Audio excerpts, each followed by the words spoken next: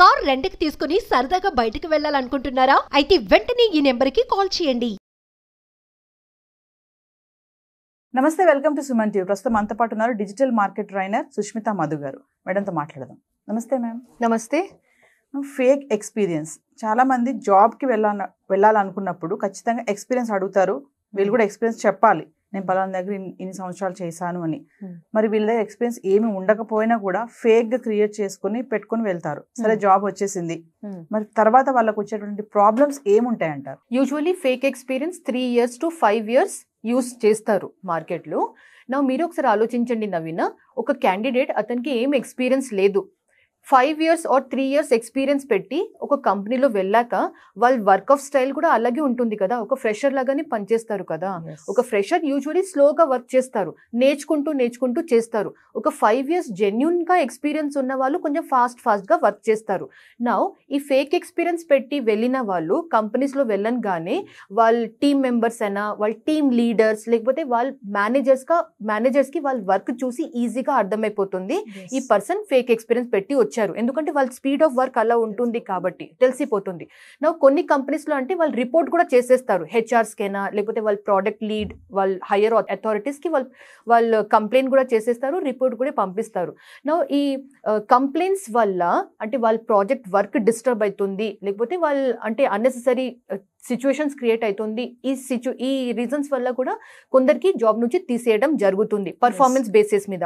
ఇంకొక రీజన్ ఈ fake experience వాళ్ళకి జాబ్ నుంచి తీసేస్తారు అంటే కంపెనీ కంప్లైన్స్. కంపెనీ కూడా ఏం చెప్తారు అంటే నిజాయితీగా వర్క్ చేస్తున్న వాళ్ళు లేకపోతే ఆనెస్ట్ క్యాండిడేట్స్, ఆనెస్ట్ ఇండివిజువల్సే మా కంపెనీలో జాబ్ చేయాలని చెప్తారు. ఇట్లాంటి కొన్ని కంప్లైంట్స్ లేకపోతే రూల్స్ అండ్ రెగ్యులేషన్స్ కంపెనీస్ లో ఉంటాయి. నా ఒక క్యాండిడేట్ ని హైర్ చేసిన తర్వాత వాళ్ళ బ్యాక్గ్రౌండ్ వెరిఫికేషన్ కోసం థర్డ్ పార్టీ కంపెనీస్ లేకపోతే డిఫరెంట్ టీమ్స్ కి ఈ కంపెనీస్ వాళ్ళు బ్యాక్గ్రౌండ్ వెరిఫికేషన్ వర్క్ ఇస్తారు. బ్యాక్గ్రౌండ్ వెరిఫికేషన్ లో ఈ క్యాండిడేట్ పిఎఫ్ నంబర్ అయినా, యుఏఎన్ నంబర్ అయినా, లేకపోతే ఆ కంపెనీ ఏ కంపెనీ నుంచి వాళ్ళు ఫేక్ ఎక్స్పీరియన్స్ తీసుకొచ్చారు ఆ కంపెనీ అసలు లేనే లేదు, లేకపోతే అట్లాంటి కొంచెం ఇన్ఫర్మేషన్ ఇటు అటు అయినా కూడా ఈ క్యాండిడేట్ బ్యాక్గ్రౌండ్ వెరిఫికేషన్ రెడ్ లో వచ్చేస్తుంది. రెడ్ అంటే డేంజర్ జోన్, అంటే సంథింగ్ ఈస్ నాట్ కరెక్ట్ లాగా. సో ఈ బ్యాక్గ్రౌండ్ వెరిఫికేషన్ లో ఫెయిల్ అయిన వాళ్ళు, రెడ్ జోన్ లో వచ్చిన వాళ్ళకి కూడా కంపెనీ కంప్లైన్స్ బేసిస్ మీద జాబ్ నుంచి తీసేయడం జరుగుతుంది. ఈ ఫేక్ ఎక్స్పీరియన్స్ యూజ్ చేసి వెళ్తున్న వాళ్ళు చాలా తక్కువ మంది సెట్ అవుతారు, అది కూడా అదృష్టం అని చెప్తాను. కానీ మాక్సిమం క్యాండిడేట్స్ ఈ బ్యాక్గ్రౌండ్ వెరిఫికేషన్ అయినా లేకపోతే పర్ఫార్మెన్స్ ఇష్యూస్ వల్ల వాళ్ళు బయటికి వచ్చేయడం చాలా జరుగుతుంది. ఫేక్ ఎక్స్పీరియన్స్ యూజ్ చేసి సెట్ అయిన వాళ్ళు అంటే కోవిడ్ లో లేకపోతే ఈ లాక్డౌన్ టైంలో చాలా మంది సెట్ అయిపోయారు. అప్పుడు సిచ్యువేషన్ వేరేలాగా ఉంటుంది. కానీ ఇప్పుడు కూడా మనం ఫేక్ ఎక్స్పీరియన్స్ యూజ్ చేసి మనం లైఫ్ సెట్ చేసుకుందాం అంటే సిచ్యువేషన్ ఇప్పుడు అట్లా లేదు. కంపెనీస్ చాలా స్ట్రిక్ట్ గా బ్యాక్గ్రౌండ్ వెరిఫికేషన్ చేస్తున్నారు. And one more thing, background verification కూడా క్యాండిడేట్ జాయిన్ అయిన తర్వాత చేస్తుంటే ఇప్పుడు కంపెనీస్ ముందు జాగ్రత్త లాగా ఒక క్యాండిడేట్ జాయిన్ అయ్యి ముందే వాళ్ళ బ్యాక్గ్రౌండ్ వెరిఫికేషన్ కంప్లీట్ చేసేస్తున్నారు. సో అక్కడే ఫేక్ ఎక్స్పీరియన్స్ యూస్ చేస్తున్న వాళ్ళు ఫిల్టర్ అవుట్ అయిపోతున్నారు. అంటే ఫేక్ ఎక్స్పీరియన్స్ పెట్టడం వల్ల డేంజర్ జోన్ లో ఉన్నట్టే, అంటే ఎప్పుడు జాబ్ పోతుంది అనేది గ్యారంటీ లేదు. అండ్ సెకండ్ థింగ్, ఈ ఫేక్ ఎక్స్పీరియన్స్ పెట్టి వెళ్తే జాబ్ సెక్యూరిటీ ఉండదు, వాళ్ళు ఎప్పుడు తీసేస్తారో చెప్పలేం కాబట్టి. అండ్ సెకండ్ థింగ్, ఈ ఫేక్ ఎక్స్పీరియన్స్ పెట్టి వెళ్తున్న క్యాండిడేట్ కి కూడా ఒక స్ట్రెస్ ఉంటుంది. అంటే నేను పర్ఫార్మ్ చేయలేకపోతే ఎలా, టెన్షన్ ఉంటుంది, నేను వర్క్ చేయలేకపోతే ఎలా, నాకు మేనేజర్ వచ్చి అడిగితే నేనేం చెప్పాలి, నాకు క్లయింట్ వచ్చి అడిగితే నేనేం చెప్పాలి. కొన్ని సిచ్యువేషన్స్ లో ఇలా కూడా జరిగింది. అంటే టీమ్ లీడ్ అయినా లేకపోతే మేనేజర్ కి డౌట్ వచ్చి క్యాండిడేట్ వెనకని వచ్చి నిలబడ్డారు. అంటే మాకు ఇది చేసి చూపెట్టు లాగా లైవ్ లో చేసి చూపెట్టు లాగా కూడా సిచ్యువేషన్ ఉంటుంది. సో అట్లాంటి సిచ్యువేషన్ లో మీరే ఒకసారి ఆలోచించండి ఆ క్యాండిడేట్ కి ఎంత స్ట్రెస్ ఉంటుంది. ఇప్పుడు పెద్ద కంపెనీస్ లో ఈ ఫేక్ ఎక్స్పీరియన్స్ పెట్టుకుని వెళ్ళిన వాళ్ళు రొటేట్ అవుతున్నారు అంటే ఏం చెప్తారు మీరు? ఉన్నారు వాళ్ళు, ఓకే నడుస్తుంది వాళ్ళది, ఏదోలా గెయిన్ ఆన్ చేసేసుకుంటారు అంటే ఏం చెప్తారు? అంటే చాలా స్మార్ట్ ఇండివిజువల్స్ అని చెప్తారు కదా, చాలా ఫాస్ట్ క్యాండిడేట్స్.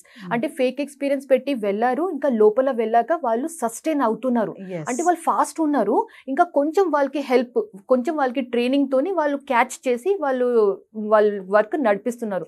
అట్లాంటి క్యాండిడేట్స్ అంటే సెట్ అవుతున్నారు, ఇప్పుడు కూడా సెట్ అవుతారు. పెట్టినా లోపలికి వెళ్ళాక వాళ్ళు సస్టైన్ అయ్యి వర్క్ నేర్చుకోవడం, కొంచెం తెలివితేటలు యూస్ చేసి కొంచెం ఫాస్ట్ గా కోపప్ చేయడం, ఫాస్ట్ గా నేర్చుకోవడం, వాళ్ళు అట్లా సస్టైన్ అవుతున్నారు. కానీ అందరూ స్మార్ట్ ఉండరు కదా, కొందరు బిలో యావరేజ్ ఉంటారు, కొంచెం యావరేజ్ ఉంటారు కదా, వాళ్ళే కొంచెం డిఫికల్ట్ సిచ్యువేషన్ ఫేస్ చేస్తారు. అంటే వీళ్ళు టార్గెట్స్ చేయకపోవడం కానీ ఇవన్నీ కూడా ఈ ఫేక్ పెట్టడం వల్లే కదా, టార్గెట్స్ రీచ్ అవ్వరు కొంతమంది.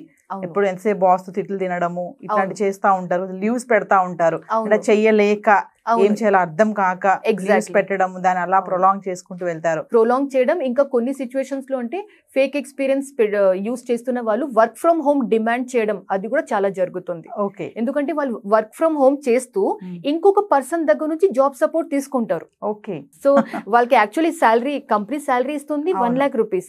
వాళ్ళు ఇంకొక సీనియర్ క్యాండిడేట్ దగ్గర నుంచి జాబ్ సపోర్ట్ తీసుకుని ఆ సీనియర్ క్యాండిడేట్ కి 30-40,000 వాళ్ళు పేమెంట్ చేస్తూనే ఉంటారు.